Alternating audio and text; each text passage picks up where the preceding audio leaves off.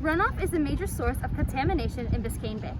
Runoff happens when there's too much water from precipitation for the land to completely absorb. The excess water then runs along the land, picking up toxins including litter, chemicals, and fertilizers. The water continues to run until it makes it into a lake, river, or ocean. The runoff carries all the pollutants into these bodies of water, causing the contamination. This will hurt not only the marine life, but our community as well. Marine life is already harmed by plastic pollutants. Runoff makes things worse. All the toxic substances can poison the wildlife and their food sources. Without any nutrients, their species will start to die, causing a hole in the food chain. Their habitats are also being affected. Our community is affected by the water pollutants as well. The contaminated water prevents us from having safe water to drink and bathe in. The effect of runoff water and plastic pollution on Biscayne Bay is a discussion that has been up in the air in Miami-Dade County for a while. Here are some ideas of how the mayor can take action. Planting more grass and trees in the city. This prevents runoff because the plants will soak it in before the unclean water enters the bay. Build a bottle refill station so people don't need to buy disposable bottles. Enforce community cleanup days and restrict single-use plastic distribution. Plastic polluting the Biscayne Bay is becoming more of a concern to Miami Beach as it is contaminating the waters to a point of no return. This is because almost all of the plastic produced is single-use plastic. Some examples of these plastics that are discarded after one use include straws, bottles, wrappers, bags, etc. These are the kinds of plastics that end up in the Biscayne Bay, transforming a once gorgeous clear-watered bay into a cluster of garbage that could have been recycled.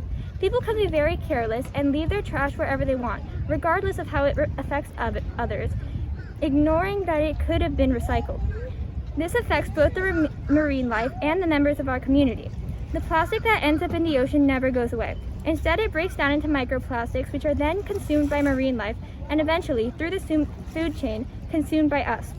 Plastic pollution is a big problem that must be stopped and can be stopped with the continuation of the projects meant to help, along with new ideas. Together, we can bring back the beauty of Biscayne Bay. The mayor has been using various ways to help the Biscayne Bay get back to its regular state. However, I fear that his plan is not enough. Each year, the city of Miami Beach spends $221,000 on the Biscayne Bay, but no money is going to the actual problem, the plastic and pollution in it. Dan Gelber signed off on a document giving out all money to different entities. For example, the guardhouse has maintenance and janitor funds, but no funds for beach cleanups. I feel that in this budget, we should advocate as citizens and proud residents of the Biscayne Bay for higher funds for what is needed. To organize a beach cleanup, hire a person to watch the bay, or put out more garbage bins throughout the city that would not cost more than some of the frivolous costs that the city is paying for. All in all, we should direct more money to our city's prized possession that is being destroyed every day. Now you may be asking yourself, what can you do to help? Well, first off, you can start by as little as picking up waste you see at the beach or public places as you walk by, and go as big as going or organizing a beach cleanup. Another thing you could do is support a local organization that prevents plastic pollution. One for Miami Beach is Miami Waterkeeper.